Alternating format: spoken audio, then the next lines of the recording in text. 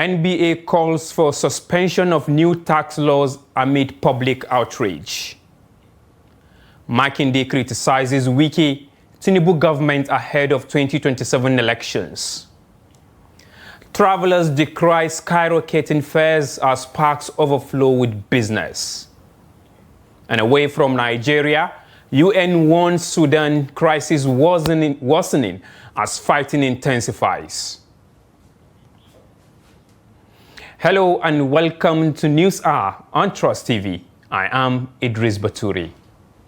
The Nigerian Bar Association (NBA) has urged the federal government to suspend the implementation of recent tax laws until public confidence is restored.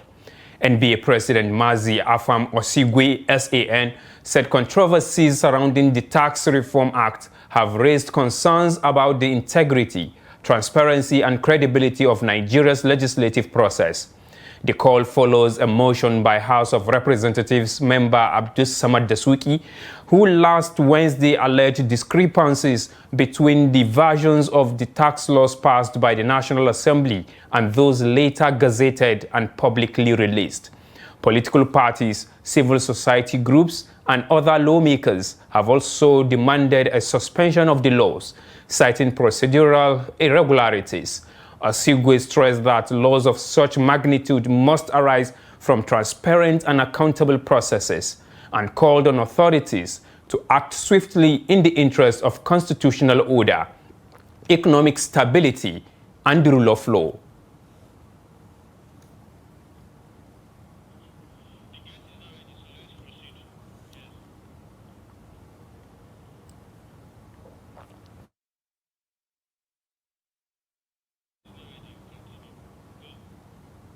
Now, the House of Representatives has approved the revised national budget for 2024 and 2025 following request from President Bola Tinubu.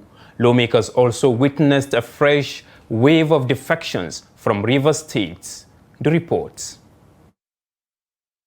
At Tuesday's plenary, the House repealed and reenacted the 2025 Appropriation Act, authorizing the withdrawal of 48.31 trillion naira from the Consolidated Revenue Fund of the Federation for the period ending March 31st, 2026.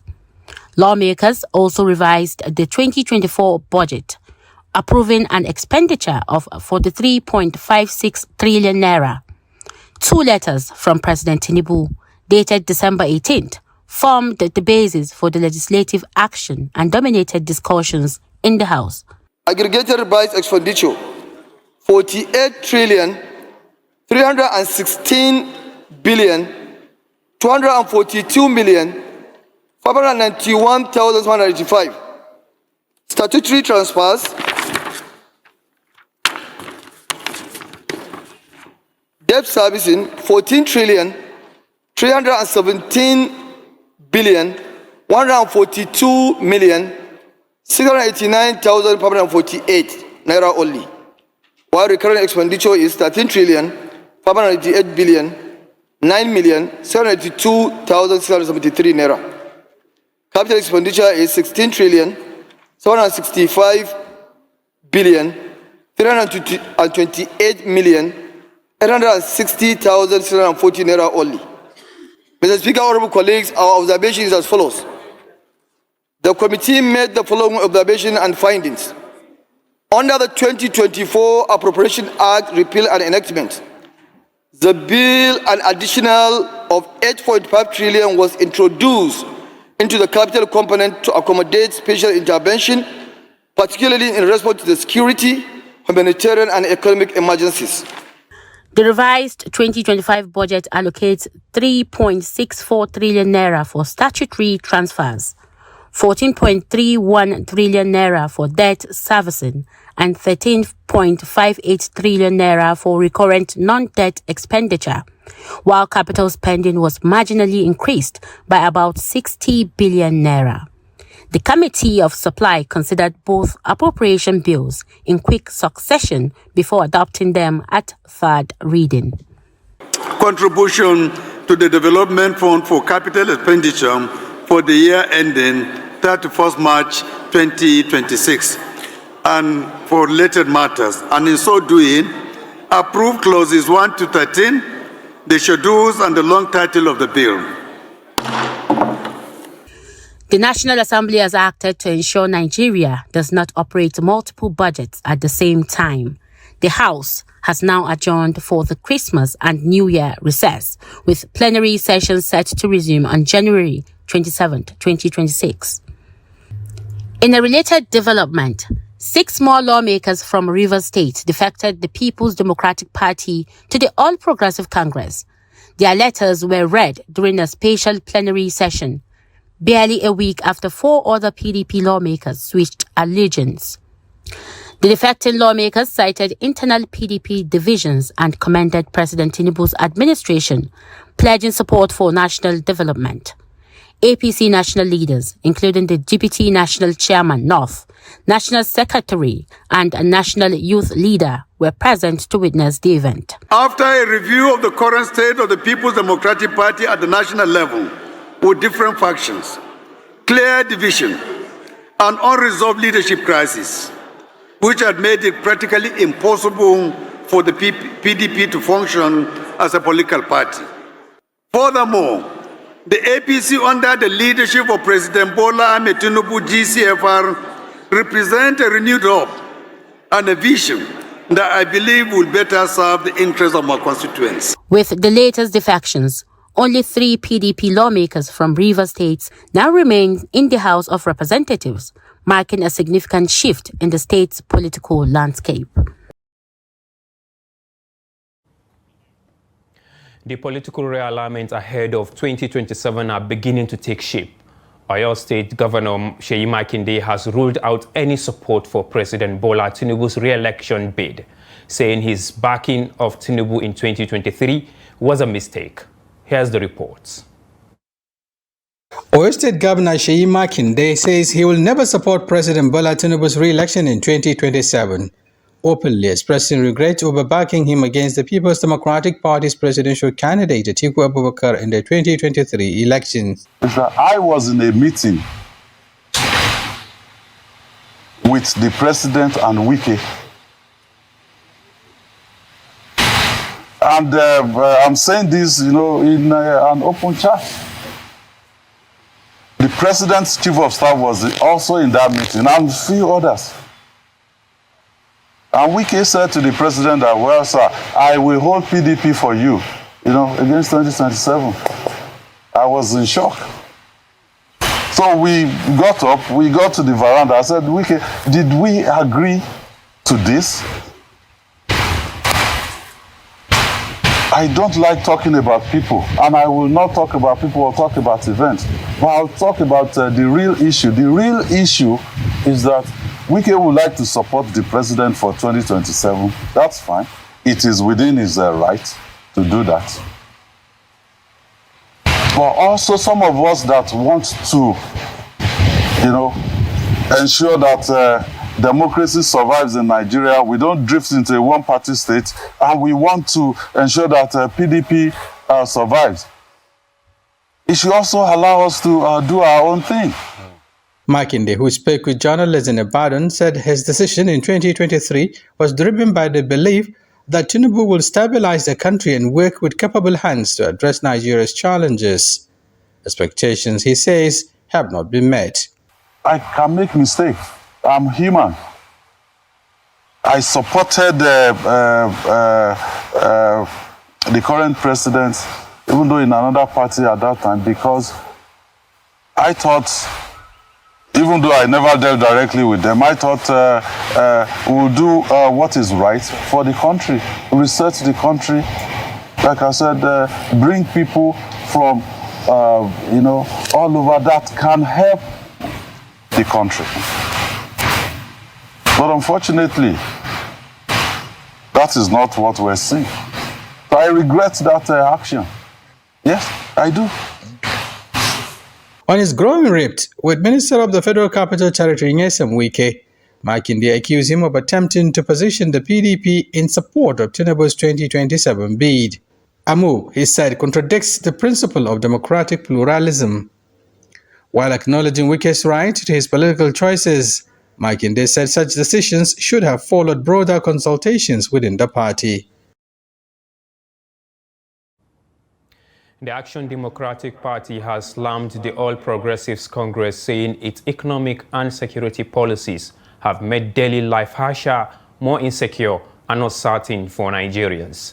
ADP National Chairman Engineer Yabaji Yusuf Sani made the comment during a press briefing at the party's National Secretariat in Abuja.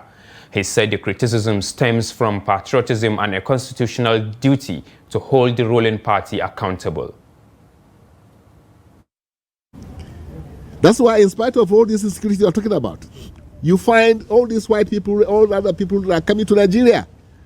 As we speak today, thousands, are trying to register new companies. People coming from other places want to do business in Nigeria. So which means there is something in Nigeria. And the only thing we are lacking is, like I've said in my speech, is enforcement of the laws. It's not that we don't even have the laws. We have laws which have been tested. So what we are going to do differently is to ensure that we convert all these things to work for Nigerians, to work for the man in the street, so that you don't sleep again in fear.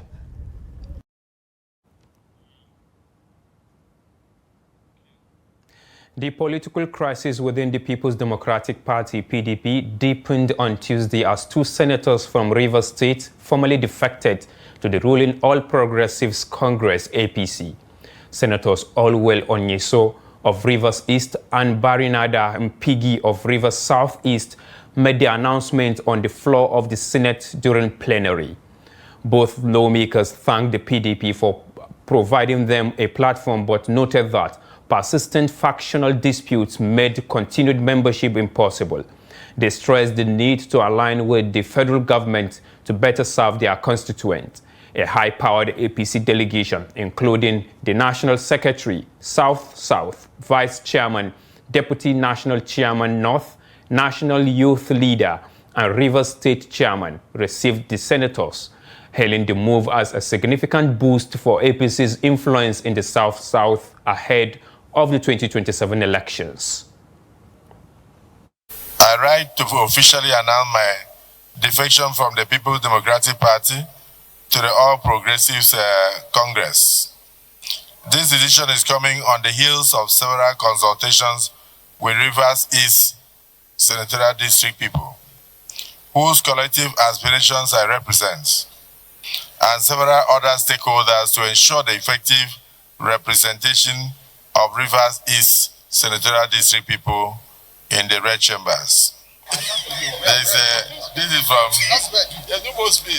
in accordance with section 681G of the Constitution of the Federal Republic of Nigeria, I, the Swing Senator Bigi Barinada, hereby announce and notifies my colleagues in the red chambers of my defection from the People's Democratic Party to the All Progressives Congress. I'm doing this after due consultation with the people of my senatorial district. The PDP has unresolved issues. Divisions at the national, divisions at the state, divisions at the local government, and divisions even at the ward levels, resulting in parallel structures across the nation and the breakdown of effective party authority in Rivers State particularly and my senatorial district in general. These circumstances clearly constitute a division within the meaning of the Nigerian Constitution, rendering continued membership untenable and unpracticable.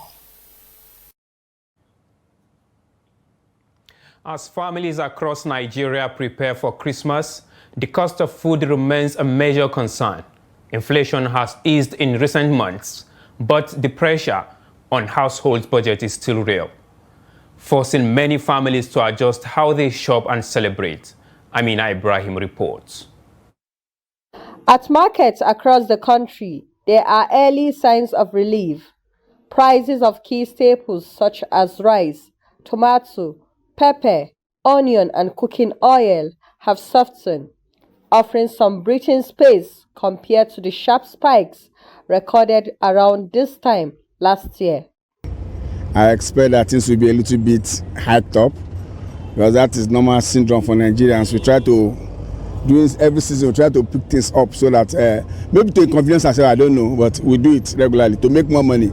And then for the traders and non-traders to make their what you call 13th month bonuses. They want a lot of profit on one particular product, and it's not supposed to be. So we are pleading they should please help us so we can survive. This time around, things is okay.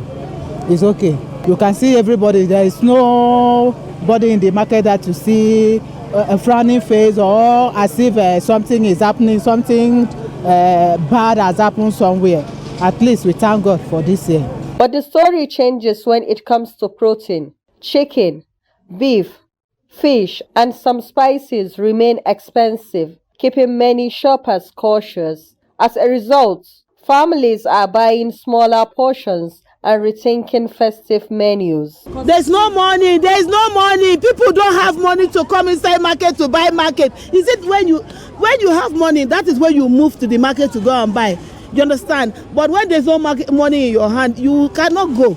Because when you price, they will tell you the money in your hand is not up to what they are telling you the price of. That's why. If you compare before this season, we they buy chicken for very cheap, but now they go off. We have a lot of customers. Some they won't buy a lot, but now they come reduced. If somebody won't buy 10, now you go buy 3 or 4 due to the increasing of the commodities. Last year, people buy market more than this year. I don't know why, maybe because they are going there to buy. So I don't know how tomorrow it will be, because tomorrow is the last day that you come to buy things for Christmas. But people don't buy market like last day. The mood is one of cautious relief.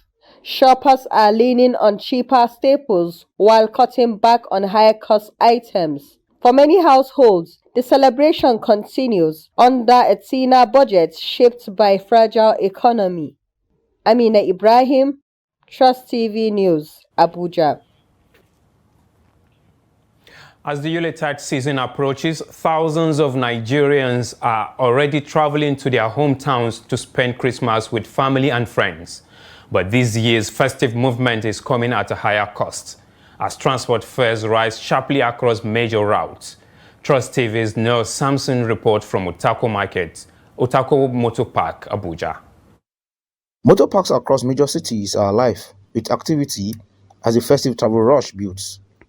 At Utako Motor Park, Trust TV observed a steady influx of passengers from early morning until about 2 p.m., with vehicles lining up to load travelers eager to get ahead of the Christmas rush.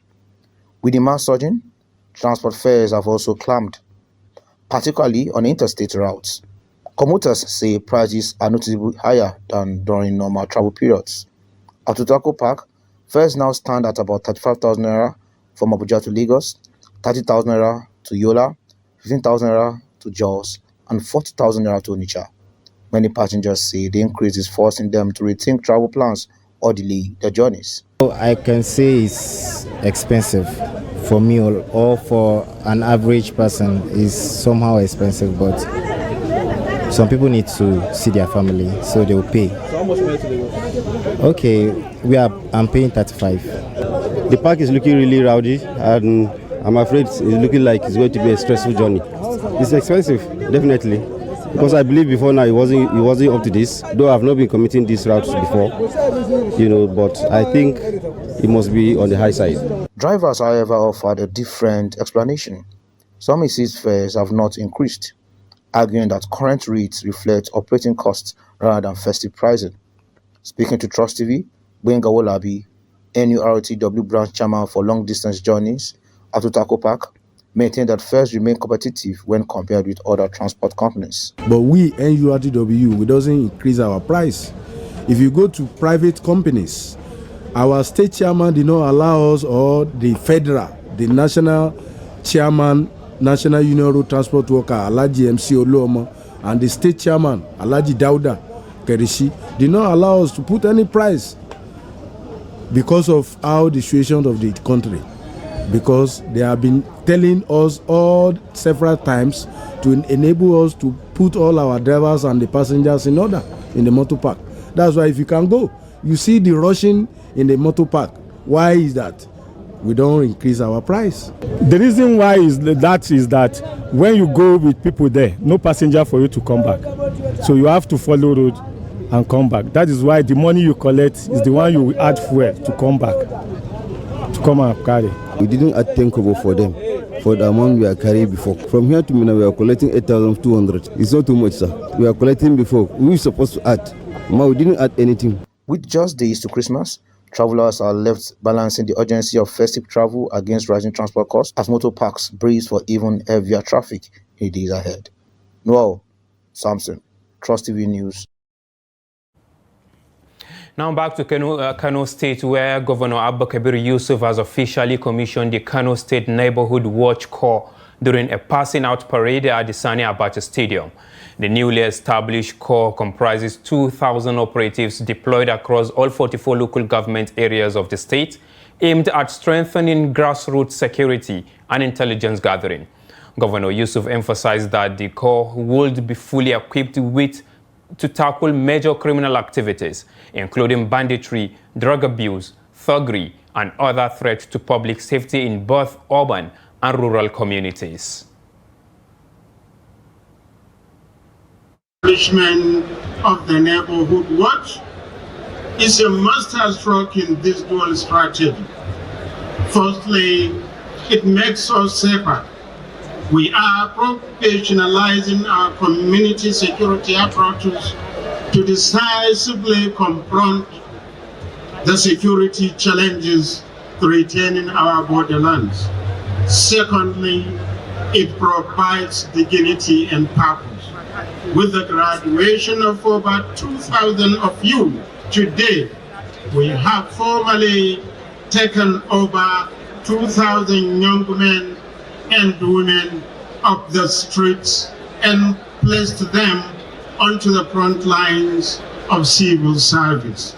You are not just securing your communities, you are building a career, earning a livelihood, and becoming role models for the next generation by the grace of Allah subhanahu wa ta'ala. We are here today. Insecurity does not respect state boundaries. Bandits, kidnappers, and traffickers operate across our shared landscape with little regard for administrative lines. Therefore, our security strategies must be equally interconnected. Kano initiative presents a powerful opportunity for greater coordination, standardization, joint operation across our states. I propose that we the governors of the Northwest will establish a regional framework for community security, including harmonized training curricula, shared intelligence platform, cross-border patrol protocols, and joint recognition and welfare system for our brave community dependents. The people of Kano are saying we have one emir. And all those who contributed in one way or another in bringing the fake one into Kano, I advise them to go and check their brain. Maybe something is wrong with them. Because I have to remind them at this point that in 2019, all the areas in Kano, the 5 of them, were appointed by the disgraced APC government, and we won the election. 2023, all of them, APC, we won the election in Kano. Now they caged one in the graveyard in Nasarawa, believing that they will bring all the votes to them. What a mistake. Let me advise our respected CP, who I understand is here, to withdraw all those vehicles, all those police officers, all the security agencies to go and fight security for the state. I think that will help us better. The Federal Inland Revenue Service, FIRS, has confirmed that the National Identification Number, NIN, issued by the National Identity Management Commission, NIMC, now serves as the tax identification number TIN for individual Nigerians.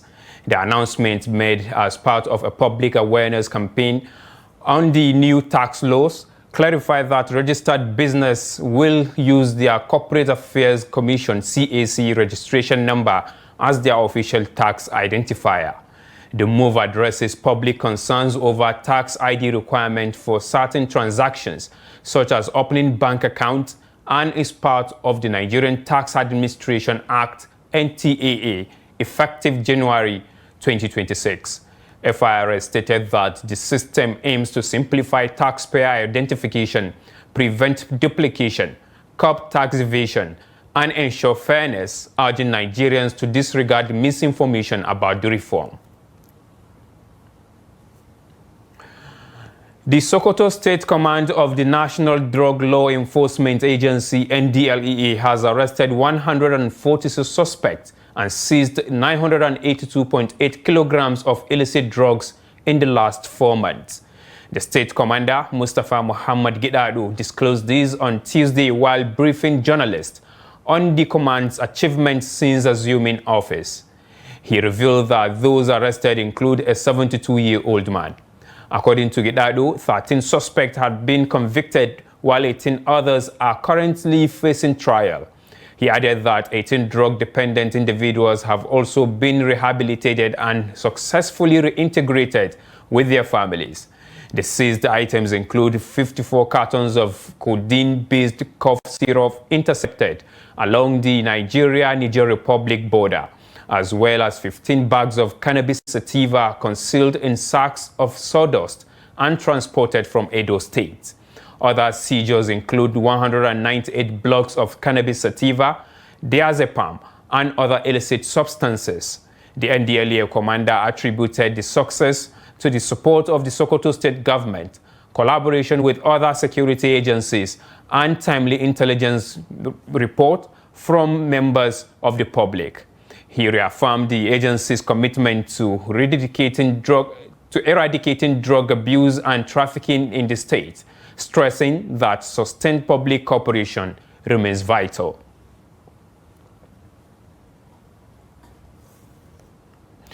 The federal government says Nigerian security agencies are working with major social media companies to identify and remove accounts used by terrorists and criminal groups to promote their activities and raise funds. Speaking at an end-of-year briefing in Abuja on Tuesday, the Director General of the National Counterterrorism Center, Major General Ademulaka, said platforms including TikTok, Facebook, Instagram, Snapchat, and X have been exploited by terrorists to publicize operations, display looted items, and communicate with supporters. According to him, security agencies have held several engagements with social media companies to address posts and accounts that pose threats to national security. Laka noted that terrorist tactics continue to evolve through the use of aliases and unverified accounts, adding that security agencies are constantly adapting to counter these developments. He also disclosed that ransom payments remain a major source of terror financing, with point-of-sale operators increasingly used to move funds. He explained that ransom is often transferred to POS operators' accounts, who then release cash to kidnappers, making tracking more difficult.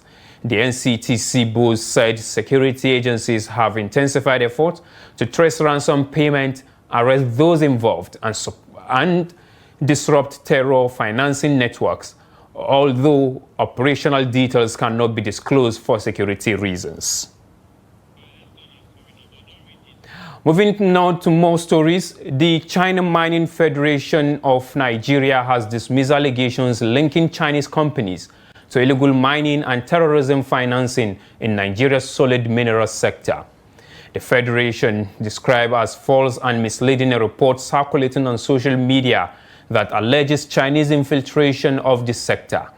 The claims accuse some Chinese nationals of engaging in illegal mining, exploiting critical mineral resources, damaging the environment, undermining Nigeria's economic development, and fueling terrorist activities. In a statement, the Federation maintained that Chinese mining companies operating in Nigeria strictly comply with the country's laws and regulations, in line with the guidance of the Chinese government. It says Chinese firms conduct their operations lawfully and work closely with relevant Nigerian authorities to promote transparency and strengthen governance in the mining sector. While rejecting the allegations, the Federation called on Nigerian authorities to continue strengthening regulation and oversight of the solid minerals industry. The Federation also expressed its readiness to work with Nigerian government and other stakeholders to deepen mining cooperation, support Nigeria's economic and social development, and deliver mutual benefit to both countries. People displaced by bandits and other criminal elements are now taking refuge in host communities that are themselves struggling to celebrate Christmas and the New Year like other Nigerians. For many of the displaced, survival, not celebration, has become their daily concern over losing homes, livelihoods, and loved ones during violent attacks on their villages. This is the story of victims of banditry, including Martha Andrew, who lost her husband and son and is now taking refuge in Kudensa community, Chikun local government area of Kaduna State. Trust TV's Bello Musa, who visited the community, report that Martha's experience reflects the harsh reality faced by many displaced women, forced to bear the burden of survival alone. Trust TV Bello Musa reports. Kudensa community now hosts families who fled violent attacks from Ungwa Mission, Kashebo, and other villages in Chukwu local government area. The memories of the calm lives they once enjoyed have been replaced by uncertainty and hardship. Since the attacks, Martha Andrew and many others have been living in Kudensa under extremely difficult conditions.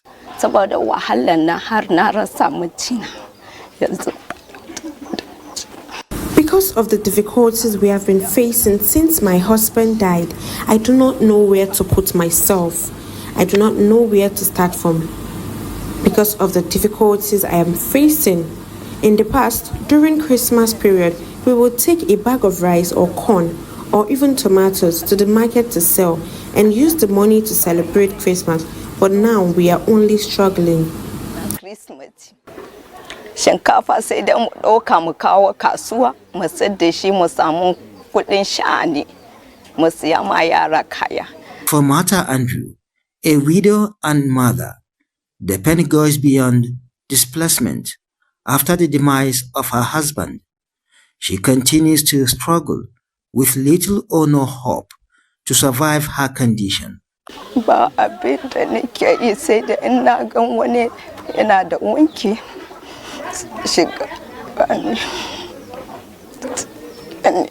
Now, I do not have a job. I only wash clothes for some people in this community to get money to feed my children. As we speak, my daughter is sick, but I don't have money to buy drugs. I went out to get food for my children. When I came back home, I found my boy fell into the well and died.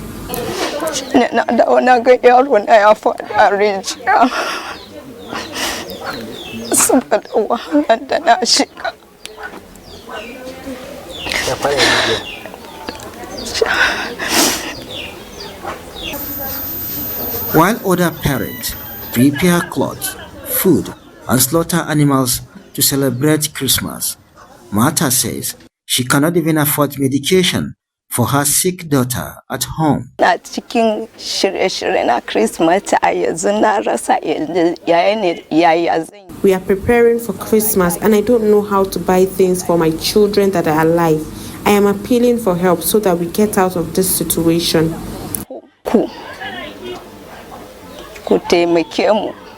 Another displaced victim, Tanko Zongo, was once a prosperous farmer and village head in Telele community.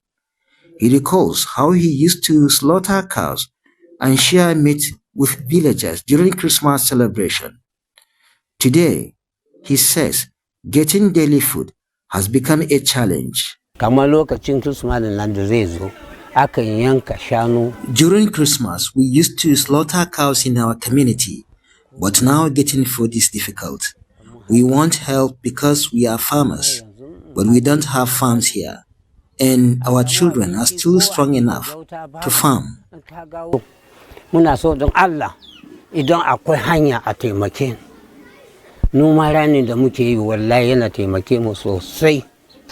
The displaced persons say they are not asking for luxury, but for safety, food, and an opportunity to rebuild their lives.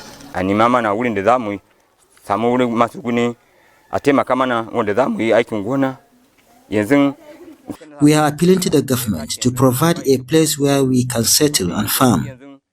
Fertilizer is expensive, and there are no farms here unless we rent from community members.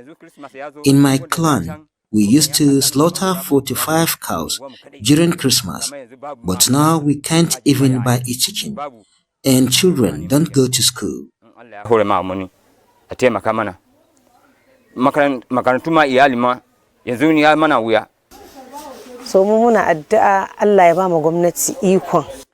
We need government to help us and do more because many people have left their communities. We used to celebrate Christmas together with Christian brothers and sisters, but now we have all been displaced and we are not happy living in this space that is not our home.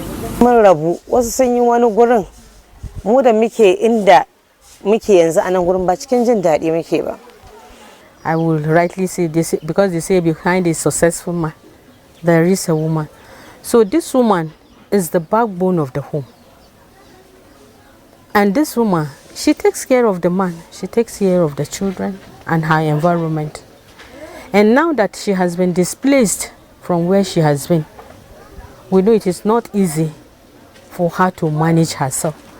Many of the displaced say they were forced out of their rented houses after being unable to pay rent, leaving them with no option but to seek refuge with other people in Kudansa. They are now appealing to the government and well-meaning Nigerians for urgent humanitarian support. Bella Musa, Trust TV News Kaduna.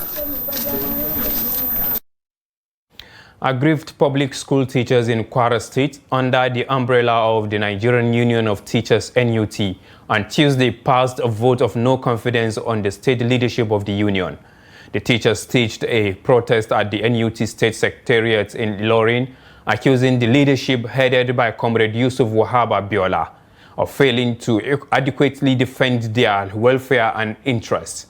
Reacting to an earlier statement by the union leadership warning against the protest, the teachers expressed disappointment, saying the union had abandoned its role as the voice and shield of its members. They clarified that the protest was not directed at the Kwara State government, but against what they described as the ineffective, compromised and self-serving leadership of the Kwara NUT, which they said has repeatedly failed to stand in solidarity with teachers.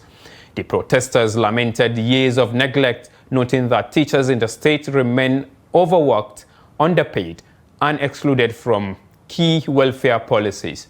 They further criticized the union leadership for allegedly issuing threats against its own members, warning them not to protest or demand improved working conditions.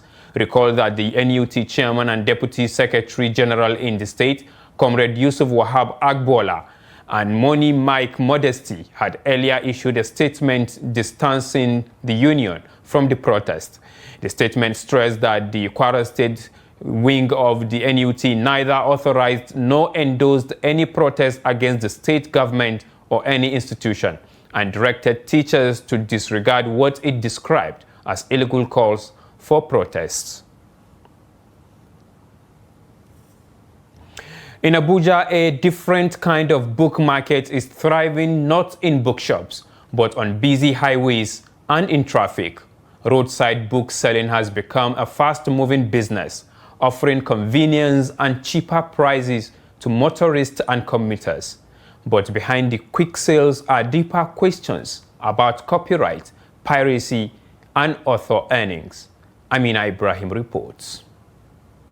This is the front line of Abuja's informal book trade. In the middle of traffic, roadside bus stops, vendors turn congestions into opportunities, pitching books to motorists and commuters with little time to visit bookshops.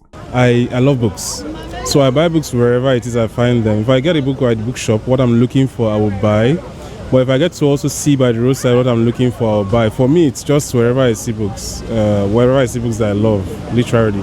So when I come to the roadside and I don't find what I'm looking for, I can go to the big store to buy. For old novels, this is more cheaper, but for the new books, just buy from online. At least they're the ones that are way more available than here. The business moves fast. New titles often appear on the road within hours of official release, raising concerns among authors and publishers. If they launch book today, maybe even at the launching occasion, at the launching site there, some of the vendors on the street will go and buy direct from them there and start selling immediately. If you can buy from them directly, within 1 day or 2 days, the shops people will buy in a large quantity, then we will start buying from them. There's no way you launch book today, within 1 week you have pirated copies. It's not true. I discourage people buying piracy. It's not even good at all, because you may even discover that those who, if you pirated books, you make the right owner of the book to lose more. You understand? So we prefer to buying directly from the people that produce the books instead of buying piracy. And some of the piracy might not even be clear. They are not clear to read. When people read, it is when you can say the economy is moving. You understand? Because when people are enlightened, you see the country is moving in the right direction. You understand? So most of the things, like some of my customers, I always appreciate them. I told them, yes, it is better you buy books and read. When you read, you'll be enlightened. You'll be open. Your challenges will be solvable. You can face your challenges. So reading is very, very important in any society. While Roadside Book is making reading more accessible and providing livelihoods, it is also weakening the system that produced these books. It is a complicated chapter in Nigeria's growing economy where access, profit, and creativity collide. Amina Ibrahim, Trust TV. The Borno state government has distributed food palliatives to widows and members of the Christian community ahead of Christmas celebrations. Governor Babagana Zulum, who supervised the distribution, said the initiative is intended to ease economic burdens and ensure that the less privileged can celebrate the holiday joyfully. He emphasized the importance of peace, unity, and shared prosperity among all Borno residents, regardless of religious or ethnic differences. Over 6,000 beneficiaries received packages including bags of rice, cartons of spaghetti, and cooking oil. To contribute our widow's mite towards celebrating the Christmas ceremony by our Christian brothers and sisters in Borno State, and in particular to the IDP camps. Government of Borno State decided to provide to each of the 1,605 IDPs, Christian IDPs that are residing in the IDP camps, 5 kg of rice, and gallon of oil. This is for the IDP camp and 5 pools. The remaining 5,000 bags of 25 kg rice, 1,000 cartons of spaghetti, And then 1,000 gallons of oil and 15 cows shall be distributed to the bottom poor Christians within the community. And we believe we shall increase it next year, inshallah, to convey our sentiments of gratitude. Unique and peculiar event that we are marking to. It is about the first of its kind, where the governor comes out in preparation for the Feast of Christmas celebration. The heart of generosity to our Christian brothers and sisters. Despite the tight schedule, you deemed it fit to be here and the members of your cabinet. This means a lot to us, the Christian community in Borno State. You have again demonstrated one of your values and qualities of inclusion. I want to assure Your Excellency that you have been here today, you have given reason and hope to the Christian community in Borno State to celebrate the Christmas. A petrol tanker exploded on Monday evening at Hamzat Ahmad Petroleum Station in Daz, the headquarters of Daz local government area in Bauchi State, destroying property worth millions of naira. The incident occurred at about 5:20 p.m. while the tanker was parked at the station waiting to discharge its petrol. An eyewitness said the fire started from the tanker before spreading across the filling station. Although no lives were lost, fears emerged that some people may have sustained injuries. Officials from the Bauchi State Fire Service quickly responded, controlling the fire before it could engulf the entire station. Confirming the incident, Dauda Pali, director of the Bauchi State Fire Service, said the cause of the explosions is still under investigation. Pali added that the inferno destroyed 2 motorcycles, a tricycle, the station canopy, and fuel pump nozzles, causing millions of naira in damages. A Toyota Hiace commercial bus collided with a train at the Arena Rail Crossing in Oshodi, Lagos on Monday night, December 22, 2025. The Lagos State Emergency Management Agency, LASEMA, confirmed that no fatalities were recorded and no serious injuries were reported, although the bus was badly damaged after being dragged along the rail tracks. Preliminary findings indicated that the bus veered onto the railway while attempting to cross, leading to the collision. Emergency responders arrived promptly, secured the area, and cleared the wreckage to restore traffic flow. The incident adds to a series of recent train-related accidents in Lagos, which have mostly resulted in injuries but few fatalities.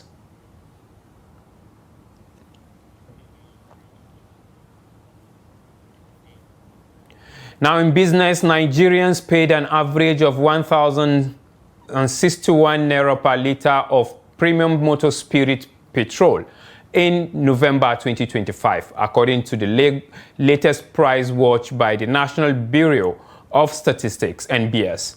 This represents a 12.59% drop compared to 1,214.17 naira recorded in November 2024, while showing a slight 0.86% increase from October 2025's 1,052 naira and 31 kobo, highlighting month-to-month fluctuations in the market.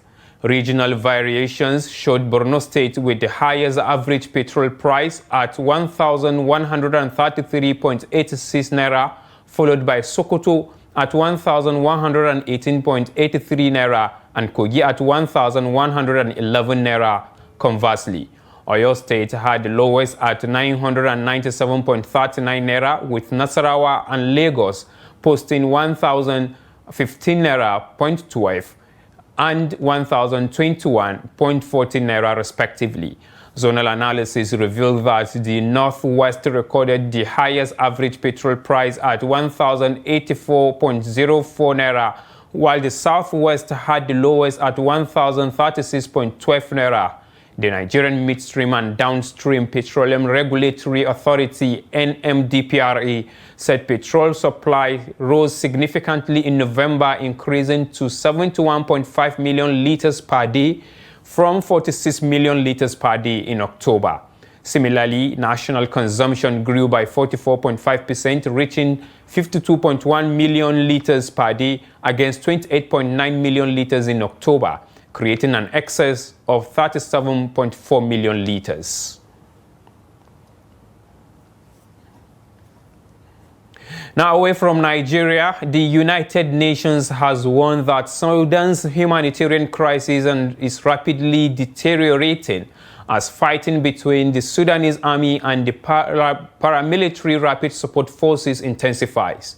During a briefing to the UN Security Council on Monday, representatives of several UN agencies raised alarm over growing risks to civilians and humanitarian workers amid the escalating violence. They reported that vital services, including health centers, are increasingly coming under attack, while the population faces rising levels of disease, hunger, and displacement. The World Food Programme warned that conditions could significantly worsen in the coming months as food stocks run out and fighting continues. The agency said it urgently requires more than $660 million to reach vulnerable populations and avert a deeper humanitarian catastrophe.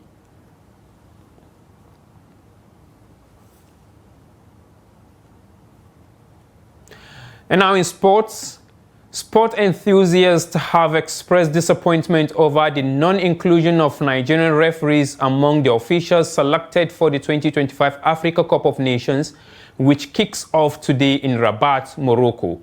The concerns were raised amid growing complaints about alleged corruption and the politicization of sports administration in Nigeria. Trust TV's Adamu Imam reports.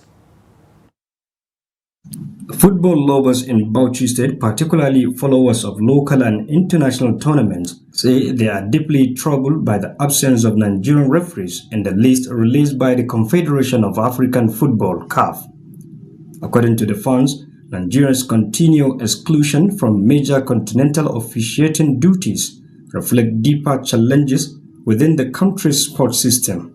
Something we have always politicized whatever activities we have on ground. We have people that have the merit, people that are qualified, but yet because of selfish reason, because of selfish interest, because of who is to be here, who is not to be here, we tend to go at the end of the day we don't even have somebody there. Because the corruption level, definitely will certainly have a problem. So going by the present situation now, I think and I hope that Nigerians will open their eyes to the correction and they will see how we can manage, we'll see how we can foresee what is happening and what will happen next. And we'll see. You know, it is all about the politics. Yes, even the world politics, you can see it. So Nigeria may continue to lose relevance in continental and global sporting engagements. They call on relevant authorities to prioritize merit, integrity, and professionalism in sports administration to restore confidence and drive sustainable development in the sector. Adam Imam, Trust TV News, Bauchi.